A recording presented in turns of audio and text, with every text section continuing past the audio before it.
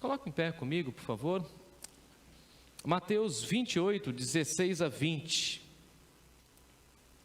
As últimas palavras do Senhor Jesus, escrita pelo evangelista Mateus. Seguiram os 11 discípulos para a Galileia, para o monte que Jesus lhes designara. E quando o viram, o adoraram, mas alguns duvidaram. Jesus, aproximando-se, falou-lhes, dizendo: toda autoridade me foi dada no céu e na terra.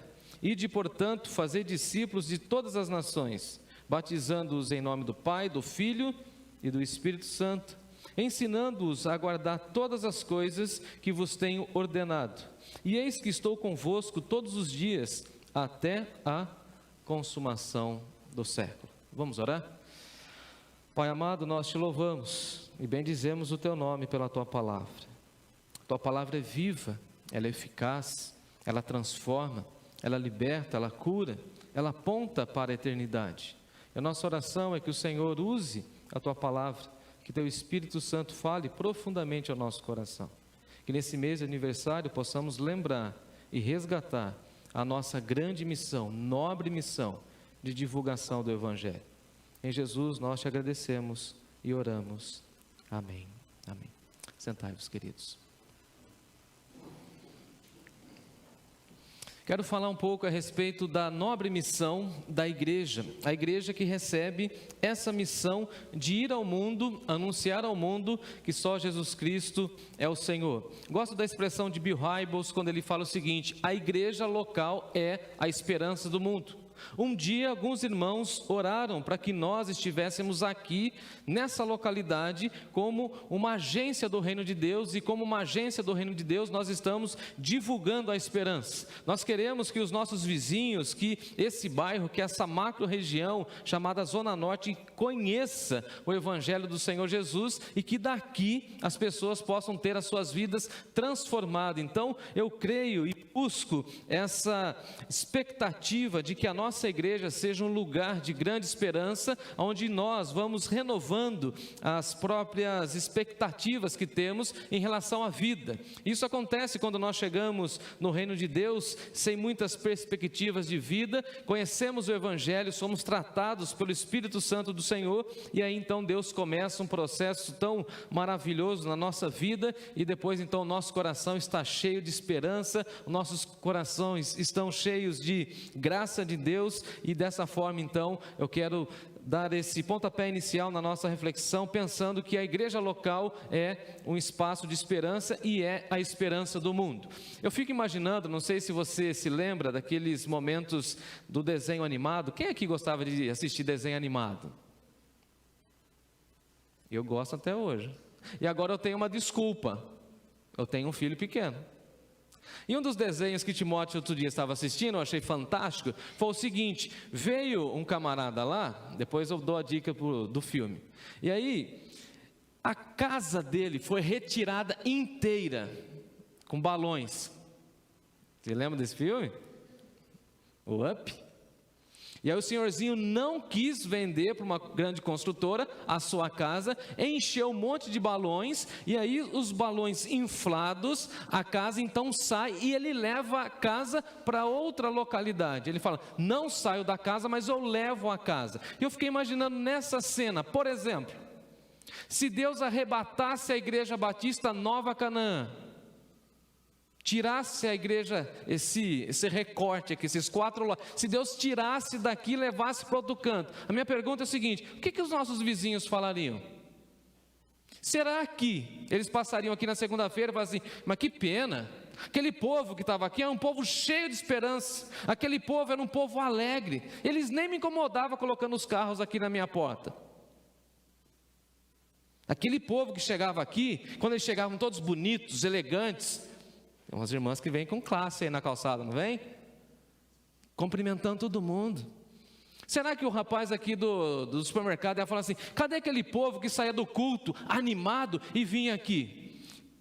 Aquele rapaz que vende frango assado, será que ele sentiria a nossa falta? Será que os vizinhos aqui ao nosso redor sentiriam a nossa falta?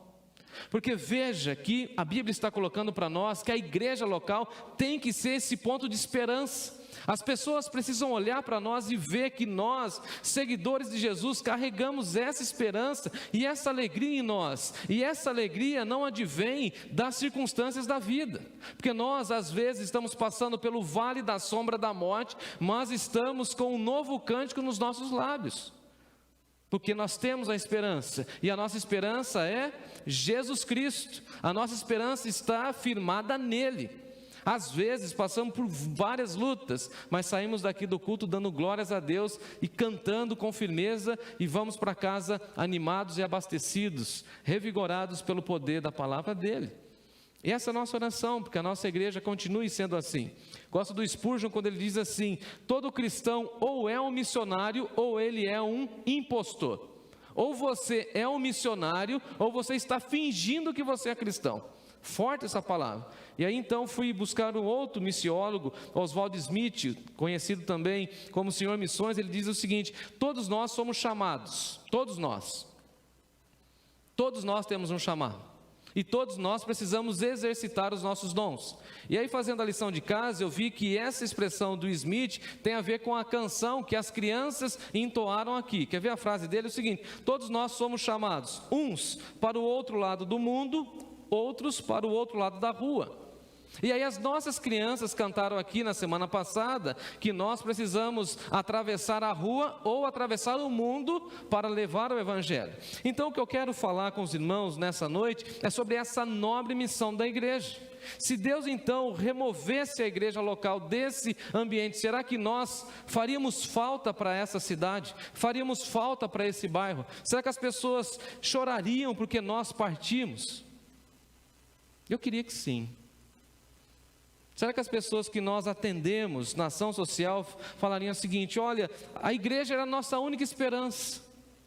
Será que as pessoas que tiveram seus casamentos transformados aqui poderiam falar: não, essa igreja salvou o meu casamento, essa igreja salvou a vida do meu filho, essa igreja com uma mensagem contundente conduziu o meu filho para o casamento, e eu dou graças a Deus. E que pena que essa igreja não está mais aqui para levar outras pessoas. Então eu gostaria que nós tivéssemos essa compreensão, porque aqui nós estamos diante da famosa e conhecida grande comissão do Senhor Jesus, e comissão é aquilo que nós recebemos como uma ordem, e assim nós precisamos cumprir. O problema é que nós somos desobedientes, sim ou não?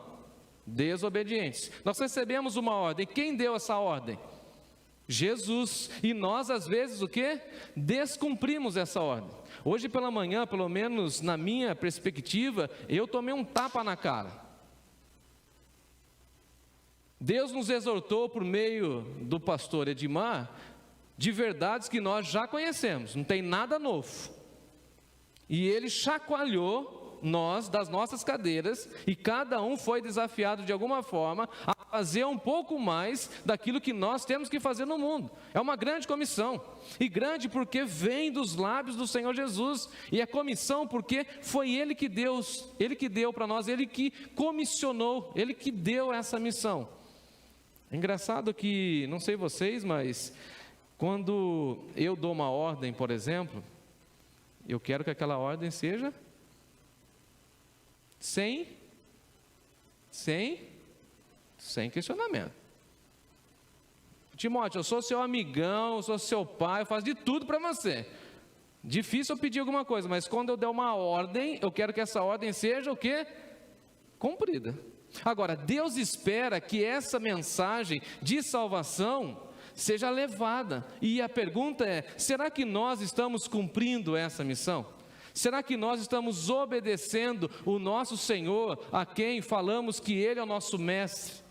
Veja que Jesus aqui está na região montanhosa da Galileia, e é muito interessante que foi nessa região onde Jesus começou o seu ministério, e a igreja precisa começar a partir da Galileia. Foi na Galileia que Jesus falou que Ele veio dar liberdade aos cativos, trazer visão aos cegos. Então veja que a igreja tem essa grande responsabilidade de chegar para as pessoas que estão cegas, estão escravizadas pelo pecado e falar o seguinte: olha, vocês estão em trevas. É a igreja que vai falar, é a igreja que vai levar a mensagem de libertação às pessoas que ainda não conhecem, às pessoas que estão escravizadas, às pessoas que estão ainda vivendo nesse instinto pecaminoso. E esse instinto pecaminoso vai escravizando as pessoas, e as pessoas às vezes não se dão conta de que estão completamente envolvidas pelo pecado. E a igreja precisa dar continuidade a esse ministério do Senhor Jesus.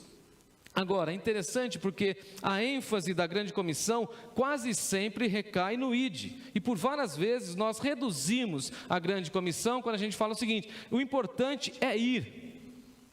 E é claro que nós precisamos sair da nossa zona de conforto. É claro que a gente precisa sair da nossa área confortável e ir na direção das pessoas. O Senhor Jesus foi na direção das pessoas. O Senhor Jesus tocou nas pessoas. O Senhor Jesus andou. Eu não sei se você já fez esse exercício. Se você um dia tiver um tempinho na sua casa, pega o texto de Marcos, por exemplo, que é o mais compacto, pega lá a sua caneta e começa a acompanhar o trajeto de Jesus lá no mapa da sua Bíblia, e você vai ver o quanto que ele andou. E ele foi andando em povoados, aldeias, e ele foi andando, deu uma volta, né, como se fosse os nossos dias, alguém falaria assim, deu um rolê em volta, até chegar no centro, em Jerusalém, mas ele foi rodeando, ele rodou nas periferias, ele andou, até chegar no cerne, até chegar nas pessoas. Ele foi. Agora, o que nós precisamos entender é que nós não podemos apenas ir. Eu achei interessante uma pessoa esses dias falando o seguinte para mim: ô Jefferson, e se você fosse enviado pela sua igreja para o outro lado do mundo? Eu falei: se a minha igreja me enviar, eu vou, ué. Lembra da igreja de Antioquia? Separou Paulo, Barnabé, pôs as mãos e... Aí eu peguei e falei assim para a pessoa: mas o fato é só ir? Imaginemos a cena. Os irmãos falam assim: não, estamos cansados do pastor Jefferson aqui, já deu para nós, vamos fazer uma assembleia. Sabe o que a gente faz com ele? A gente continua mantendo ele, mas a gente envia ele. Eu estou aqui na assembleia, os irmãos falam assim: não, eu proponho que seja Afeganistão. Aí o William fala assim: não, Moçambique. Aí pega eu, Natália, Mala, Timóteo, e vamos para Moçambique. Aí eu chego lá em Moçambique, fico tirando foto, selfie. Aí eu posso falar assim: eu sou missionário, eu fui. Agora a pergunta é: eu cheguei lá e fiz a missão? Então veja o que o texto está dizendo para nós. Não é só para a gente ir. A gente precisa ir e fazer a missão. E qual que é fazer a missão? Fazer discípulos. E aí eu fico em crise quando eu vejo muita gente que diz que é missionário e que vai para o campo, mas a pergunta é o seguinte: você foi e fez discípulos? Ou você fez uma viagem turística / missionária? Diferente. Então veja que o texto está dizendo para nós, lá no versículo 16, quero retomar esse contexto antes, quando fala o seguinte: seguir os 11, por que 11? Porque 11 discípulos. Jesus não tinha 12? O Judas aqui já tinha se arrependido das 30 moedas. 11. E aí então, ele fala com os 11, e quando eles viram Jesus, alguns adoraram e outros duvidaram. Veja, eles conheciam Jesus, caminharam com Jesus. Alguns adoraram Jesus e outros duvidaram. Agora, às vezes nós ficamos com um sentimento assim meio que complexado, porque as pessoas não querem ouvir a nossa voz. E o próprio Senhor Jesus disse isso para nós: se eles não ouvirem vocês, eles não estão ouvindo a mim. Então fiquem tranquilos, preguem a mensagem. A mensagem deve ser divulgada. E quem vai fazer a obra é o Santo Espírito de Deus, Ele que vai convencer o pecador, porque alguns irão se render a Deus em adoração e outros continuarão o quê? Duvidando. Já aconteceu isso com você? Você prega, você fala, e algumas pessoas falam: não, verdade, louvado seja Deus. E outras pessoas fazem o quê? Não acreditam. Fala que duvida. E aí Jesus fala o seguinte, olha, se aproxima deles e fala o seguinte: toda autoridade me foi dada no céu e na terra. E aqui é muito interessante porque Jesus cumpre a profecia de Daniel, que aponta para o Messias, dizendo que Jesus teria todo o domínio, e ele então seria o grande rei. Então chegou entre nós aquele que tem todo o domínio, e Jesus reconhece que o Pai entregou tudo em suas mãos, e por isso lá na cruz ele fala o seguinte: está consumado, está dominado. Quem manda, quem governa daqui em diante sou eu, o Messias, e o meu reinado, segundo a profecia de Daniel, não tem fim. Começou a era da graça, e todos nós que estamos dentro da era da graça, vamos viver no domínio de Jesus, porque toda autoridade e todo poder foi dado a Jesus. Ninguém nessa vida pode levantar a voz e falar o seguinte: eu tenho autoridade. Nenhuma autoridade é constituída senão pela vontade de Deus. E aí Jesus recebe essa primazia. Jesus é autoridade sobre toda autoridade, e Jesus tem o nome que está acima de todo nome, e por isso ele fala o seguinte: toda autoridade me foi dada no céu e na terra. Ou seja, ninguém tem mais poder do que eu. E é engraçado que Jesus está dizendo isso após a sua ressurreição, e Jesus está dizendo o seguinte para nós como igreja: eu sou o Cristo vitorioso. Como nós ouvimos pela manhã, a vitória é certa, não é certa? Então vamos marchar com a certeza, porque Ele venceu a morte, Ele venceu o diabo, e todo o poder está nas mãos de Jesus. Quem controla a nossa vida? Quem controla a nossa existência? O texto que nós lemos hoje no culto pela manhã diz que a nossa vida está nas mãos de Jesus. E ele fala assim: toda autoridade me foi dada nos céus e na terra, e eu vou cuidar de você. Igreja do Senhor Jesus, confie nisso, porque Deus conferiu a ele a primazia. Ninguém tem mais poder do que Jesus. Eu gosto daquela frase de John Piper, quando ele diz o seguinte: um dia, o presidente dos Estados Unidos vai ser uma nota de rodapé na história, porque vem aquele que começou o seu reinado lá na cruz, e o seu reinado não tem fim.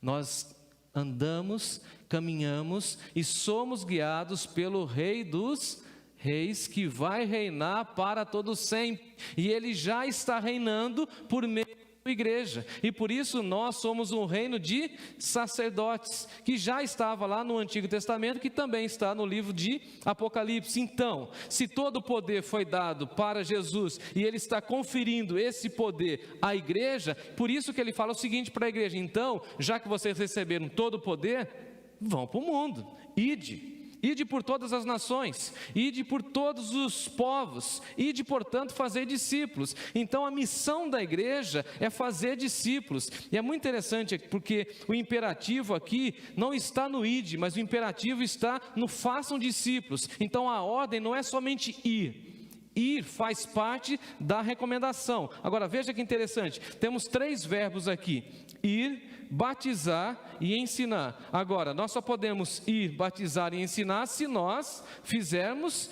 discípulos. Então Jesus conclama os seus discípulos a ir para todas as nações, e essas palavras deveriam ser meio que escandalosas para os judeus. Você imagina Pedro, por exemplo, ouvindo isso?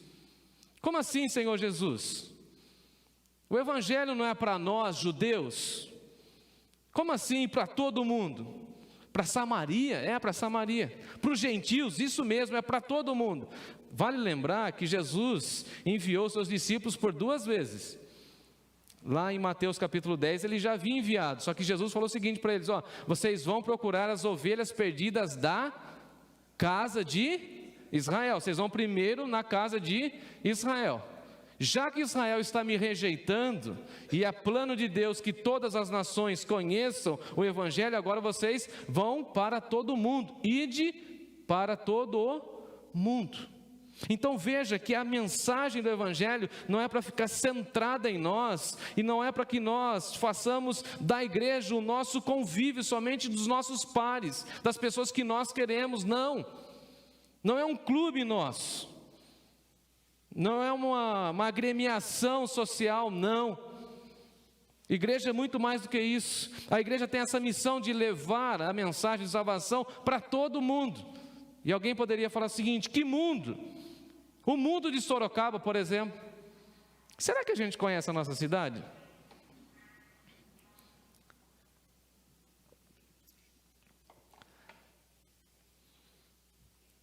Falava com uma pessoa dia desse, ela falava assim: Gerson, mas lá em Sorocaba é isso e isso. Eu falei assim: meu filho. E de qual Sorocaba você está falando? Qual Sorocaba você está falando? Não, mas Sorocaba. Eu falei: deixa eu explicar uma coisa para você. A minha cidade de origem tem 200 mil habitantes. Só a Zona Norte é maior do que a cidade que eu nasci. Só a Zona Norte. Vamos fazer um recorte. Só. De que Sorocaba está falando? Aí quando a gente fala assim, Zona Norte, que é onde nós estamos inseridos, no começo da Ipanema e Itavuvu para cá, tem vários outros mundos aqui dentro. Eu conheci um mundo de Sorocaba, e Natália foi comigo essa semana, de uma invasão, que eu falei assim, eu nem sabia que existia aquele bairro, e depois daquele bairro nós andamos, hein, Natália? Para chegar lá, eu falei assim, meu amor, aqui também é Sorocaba. Grande. Complexidade. Agora, todas as pessoas precisam conhecer o quê? A mensagem do Evangelho. Agora, é muita coisa, muito trabalho. Agora, o Evangelho não é só para os judeus, é para todas as nações. O Evangelho não é somente para mim e para minha família, é para todas as pessoas. O Evangelho não é somente para o meu filho, é para todas as crianças. Eu não quero apenas que o meu filho saiba orar, eu quero que todas as crianças dessa cidade tenham oportunidade de orar. Eu não quero que apenas o meu casamento seja restaurado, seja abençoado. Eu quero que todas as pessoas dessa cidade tenham seus casamentos restaurados pelo poder do Evangelho. Então veja que a missão é muito maior do que nós imaginamos. E cada irmão precisa fazer a sua parte. A ideia aqui é o seguinte: nós precisamos levar esse Evangelho para todas as pessoas e fazer das pessoas discípulos. Como ouvimos pela manhã, decisões são fáceis de serem conseguidas.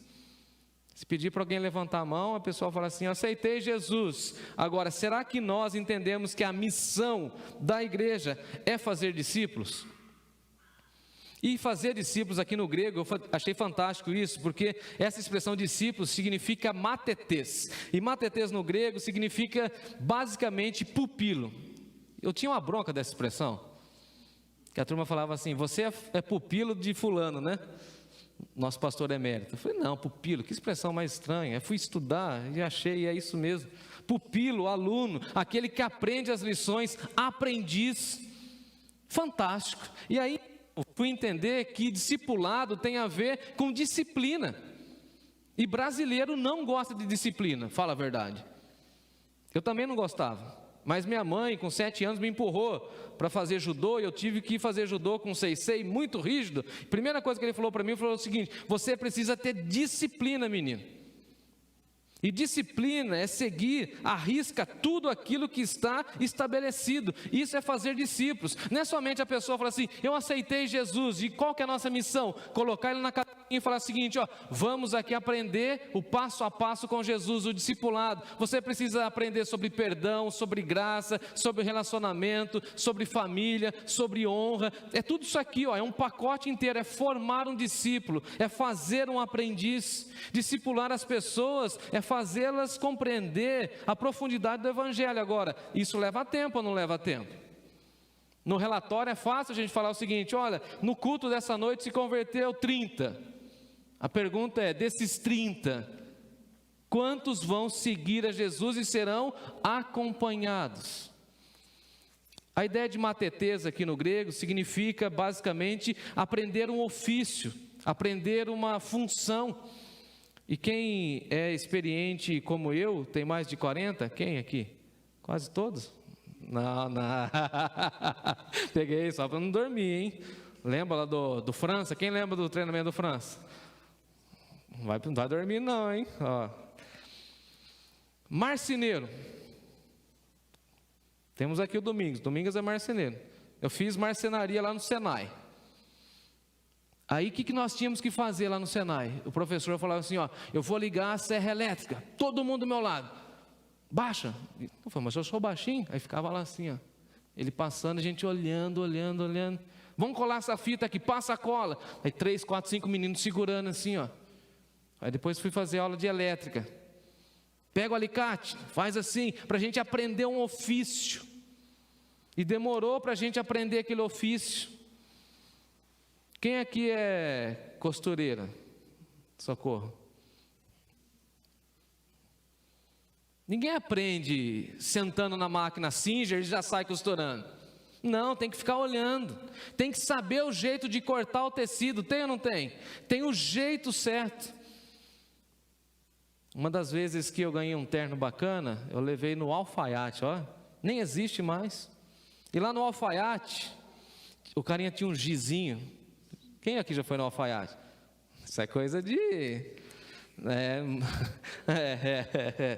Aí o alfaiate pegava assim, aquela canetinha aqui na orelha, lembra?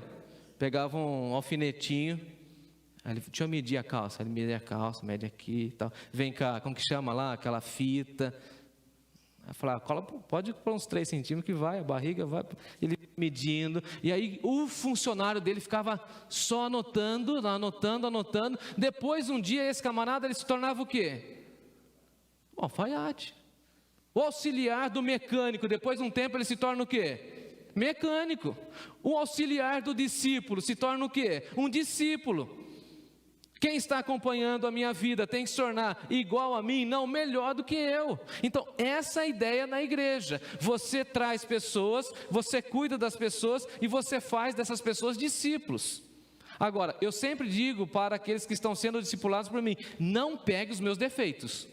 Pega só as qualidades. Por favor, Lucas, só coisa boa, hein? Os meus defeitos você...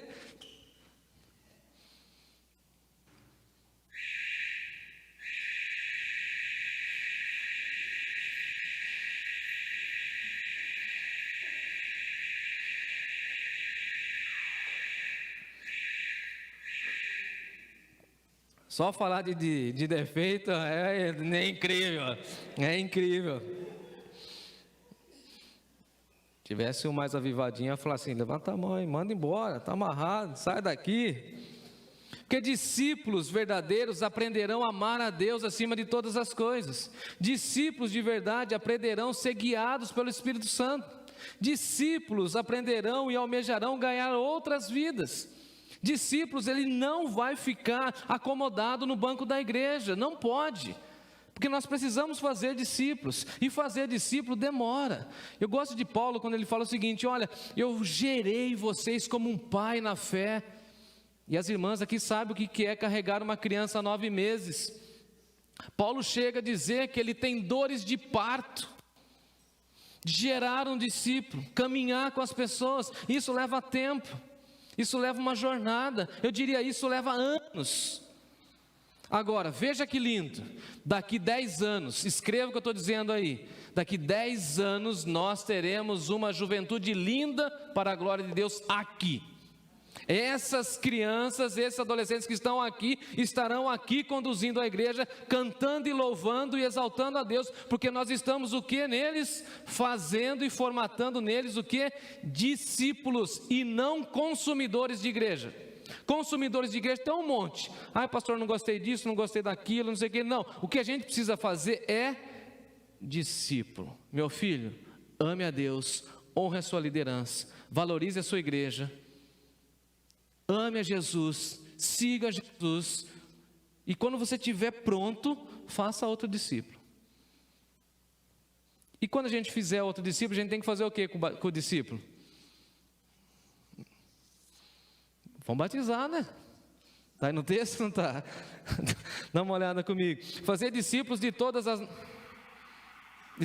nações, batizando-as. Tem que batizar. E o batismo está ligado à ordem de Jesus, e por isso que nós batistas chamamos o batismo de quê? Uma ordenança. Ele deixou 2, batismo e ceia. E a expressão batismo aqui é o seguinte, ó, pega o camarada que aceitou Jesus, leva ele diante da igreja, faça ele proferir a sua fé, E aí, quando ele fizer a sua profissão de fé, que é esse primeiro passo do discipulado, essa identificação com Cristo por meio do batismo, aí você faz o seguinte com ele: pega ele e joga só uma aguinha assim na cabecinha dele. E nós batistas, o que a gente faz? Batismo é o quê? Imersão. Alguns têm muito pecado, a gente segura um pouquinho. Porque batismo, o simbolismo é o seguinte: morri para o mundo e nasci para Deus. Agora, tem gente que fica falando assim para mim: não, pastor, mas aquele camarada que estava lá na cruz, ele não foi batizado. Claro, ele teve tempo. Agora, você tem tempo, então você tem que se batizar. Se você é um seguidor de Jesus, se você confessa Jesus, para de enrolar e vai para o batismo. E no final do ano, em nome de Jesus, nós teremos. Glória a Deus. Alguns aí, não vejo a hora de... O William já viu batizando uns caras de 1,90, né, William? Eu seguro, hein? Põe o pezinho para trás. Batizando em nome do Pai, do Filho e do Espírito Santo. Veja, batizando em nome da Trindade, porque quem te ama é Deus, na versão do Pai que te ama, no Filho que te salva e no Espírito que vai ao seu coração. Não é em nome da nossa denominação, não é em nome de santo nenhum, é em nome do Pai, do Filho e do Espírito Santo de Deus. Então, qual que é a missão da igreja? Ir, fazer discípulos, batizar esses discípulos, mostrar para o mundo. Porque assim, gente, o que nós precisamos entender é o seguinte: no dia do batismo, nós estamos pregando ao mundo, nós estamos mostrando que Jesus está vivo, que você está entregando a sua vida por completo. Eu não sei você, mas todas as vezes que eu estou em um culto que tem batismo, mesmo quando eu não estou batizando, eu choro. Porque lá naquele dia, eu lembro do dia que eu me entreguei a Jesus e no dia que eu falei para o mundo: morri para o mundo, não tenho outro Deus, só sigo a Jesus Cristo, meu olhar só está nele. Então é importante o batismo para a gente mostrar para o mundo que nós agora estamos selados, lavados e vamos caminhar para a nova cidade, a nova Jerusalém. Agora veja comigo que depois de batizar, nós temos uma missão árdua no versículo 20, que é o ensino. Ensinando a guardar todas as coisas que vos tenho ordenada. Veja que Jesus está dizendo para nós que a missão nobre da igreja é ensinar as pessoas. Agora, vários irmãos aqui são da área da pedagogia. É fácil ensinar? É rapidinho ensinar?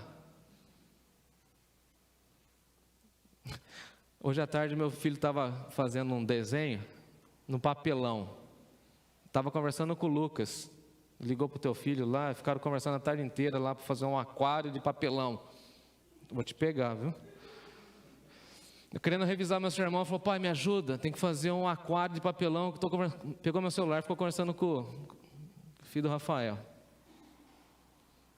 Falei: meu filho, pega aqui e corta o papelão. Ele falou: mas é duro, pai, não vai. Eu falei: só você pegar a tesoura, filho, e assim, ó. Então vai. Aí ele dava 3 picotadas. Mas entrei no desenho, pai, tá errado. Peguei. Gente, demorou, hein, para ensinar o sujeito a usar a tesoura, hein? Demorou, hein? Aí eu fiquei lembrando como a minha mãe teve que ter paciência comigo lá atrás para ensinar.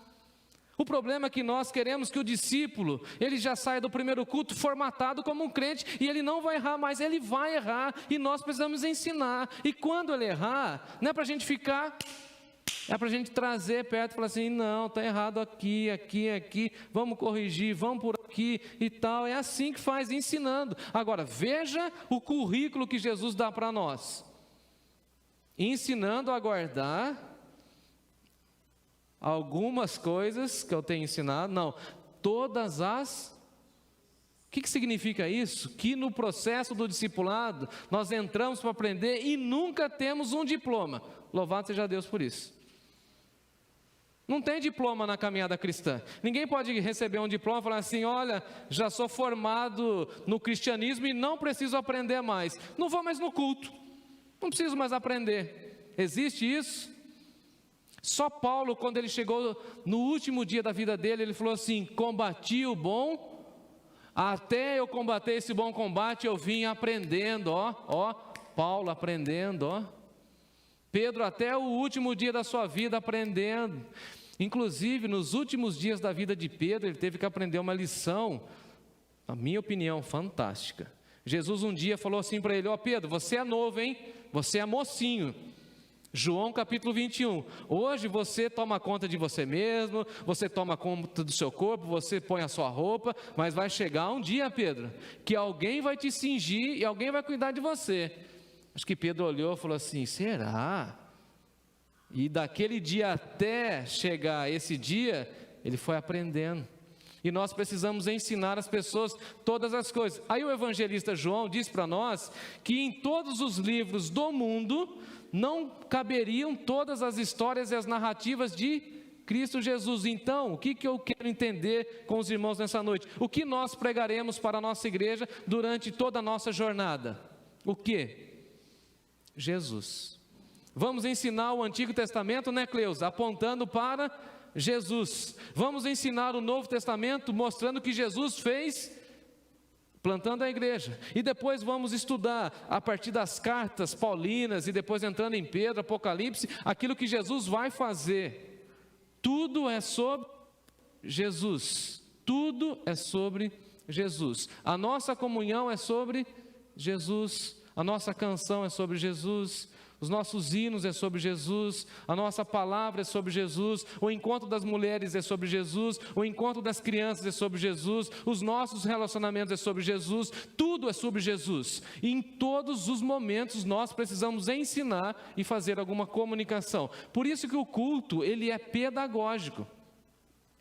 Há um ensino em cada culto e nós precisamos ensinar as pessoas a guardar todas as coisas. E agora, guardar aqui é uma expressão fantástica. Quem aqui tem bolsa? Irmãs, está com bolsa aí?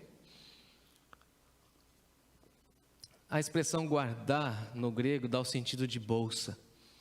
Então veja, olha que interessante.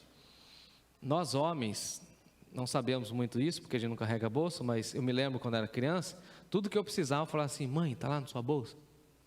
Aí meu pai, um dia me deu um tapa na minha mão. Meu pai era bruto, hein? Fui pegar um negócio na bolsa da minha mãe, meu pai: a bolsa de mulher não se mexe. Quando meu pai não estava perto, o que eu fazia? Mãe, tem uma bala aí, tem um band-aid aí, estava tudo dentro da bolsa da minha mãe. Aí de vez em quando ela pedia para eu carregar, eu falei: nossa, pesada, né? Pesada. Falei: meu filho, que aí eu guardo um monte de coisa. Entendi, mãe, vou usar isso como ilustração. Falou: quando? Não sei, chegou agora, depois de 30 anos. É isso. O seu coração é uma bolsa, onde você vai guardando todas as coisas. Aí nós podemos lembrar o que diz lá no Salmo: escondi a tua palavra no coração, na bolsa, para não pecar contra ti. Então cada culto, cada encontro, você vai guardando dentro da sua bolsa, do seu coração. Em algum momento, aquela verdade vai ser necessária para a sua vida.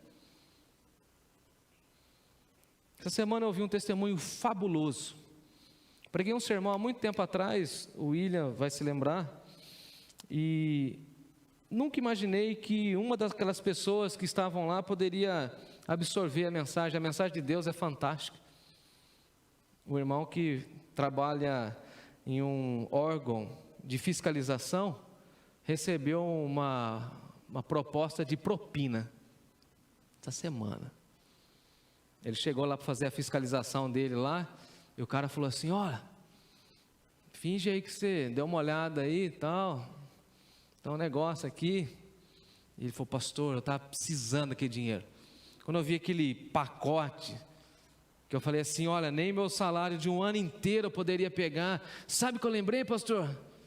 Daquela mensagem lá que o senhor pregou, quando o senhor falou assim, que a gente não pode pegar em dinheiro amaldiçoado, dinheiro que não vem de Deus. Sabe o que eu fiz, pastor? Eu falei: o quê? Vai falar que você pegou o dinheiro? Não, saí correndo de lá, pedi a conta do trabalho. Você é doido, cara? Não, Deus me deu um outro trabalho no outro dia, porque Deus honra aquele que vive com integridade diante de Deus. Ele guardou essa mensagem, ele guardou no seu coração, e no outro dia, no outro momento, serviu para ele. Então veja, gente bonita, que cada encontro, cada celebração é para a gente guardar alguma coisa no nosso coração, ensinando-os a guardar todas as coisas que vos tenho ordenado. Alguém perguntou para mim: pastor, o que você vai pregar até o resto da vida? Vou pregar sobre Jesus. Tem um material de sobra e vai faltar vida ainda. Falei para o meu filho: pega meus livros, estuda, aprende a ler logo, criatura, e vai embora. Tem muita coisa para fazer. Agora, veja que coisa maravilhosa. Versículo 20. Encerro a minha fala com essa promessa. E a gente usa essa promessa para vários contextos. Está tudo certo. E olha o que Jesus diz para nós.